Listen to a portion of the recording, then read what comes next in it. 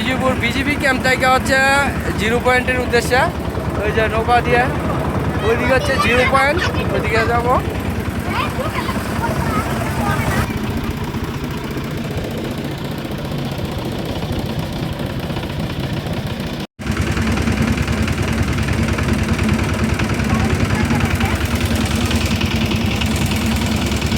সোমেশ্বরী নদীতে যারা আসবেন তারা এরকম ছোট ছোট কিছু নৌকা দেখতে পারবেন, নদীর ঘাটে বাঁধা আছে।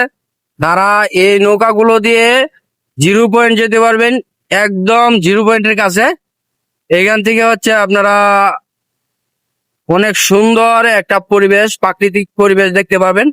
যারা যারা নেত্রকোনা দুর্গাপুর সোমেশ্বরী নদীতে আসবেন তারা এই ভিউটা দেখতে পারবেন। আসলে অনেক সুন্দর একটা ভিউ, যেটা আসলে ভিডিওতে সবটা আসলে বোঝা যাচ্ছে না হয়তো, কিন্তু তারপরেও যেটা দেখা যাচ্ছে মাশাআল্লাহ অনেক সুন্দর দেখা যাচ্ছে। যারা যারা ঘুরতে আসবেন এই সুন্দর ভিউটা দেখতে পারবেন। ভাই আপনারা তো ওই যে সোমেশ্বরী নদীতে যে ছোট ছোট নৌকা দিয়া করেন, মানুষ 0 পয়েন্টে নিয়ে যান না ভাই, এটা কেমনে কি করেন একটু যদি বলতেন। ভাই এটা কোনো ফিক্সড ভাড়া নাই, আমরা এমনি লোকালি জন্তু 50 টাকা নেই। লোকজন বেশি হলে কম কম নেই, আর লোকজন কম হয় 2 জন নিলে তো আমাদের পোষাইতে চলে। হ্যাঁ, একটু বেশি নিতে হয়। আচ্ছা এখান থেকে কোন পর্যন্ত নিয়ে যান? এদিক থেকে আমরা বাংলাদেশের লাস্ট সীমানা 0 পয়েন্ট মেঘালয় সাইড নিয়ে যাই। আবার হ্যাঁ হ্ঁ ওইদিকে 2টা স্পট আছে, রানীর গুহা, পাথরের পাহাড়, হ্যাঁ হ্যাঁ আর আরেকটা আছে ঝুলন্ত ব্রিজ, জন্না পাহাড়।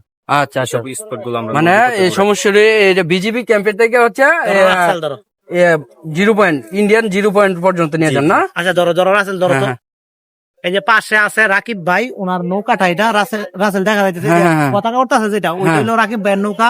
বিজয়পুর 0 পয়েন্টে যারা আসবেন অবশ্যই রাকিব ভাইয়ের নৌকা দিয়ে ঘুরবেন, আর আমার নাম বলবেন, আব্দুর রশিদ নাম বললে আপনারা অবশ্যই ডিসকাউন্ট পাবেন। ভাই ডিসকাউন্ট দিবেন না? জি জি অবশ্যই ভাই। আচ্ছা আমার নাম বললে ডিসকাউন্ট পাবেন, তো সবাই আসবেন। এই যে রাকিব ভাইয়ের ভিডিওর মাধ্যমে পরিচয় করাই দিলাম, ওনার নৌকা দিয়ে ঘুরবেন, সবাই ডিসকাউন্ট পাবেন ইনশাল্লাহ, নাম বললে ডিসকাউন্ট। ঠিক আছে, ঠিক আছে ভাই, ঠিক আছে। ঠিক আছে ভাই, ধন্যবাদ। তো গাইজ আমরা আসছিলাম হচ্ছে বিজয়পুর বিজিবি ক্যাম্পের এখানে সোমেশ্বরী নদীর পারে।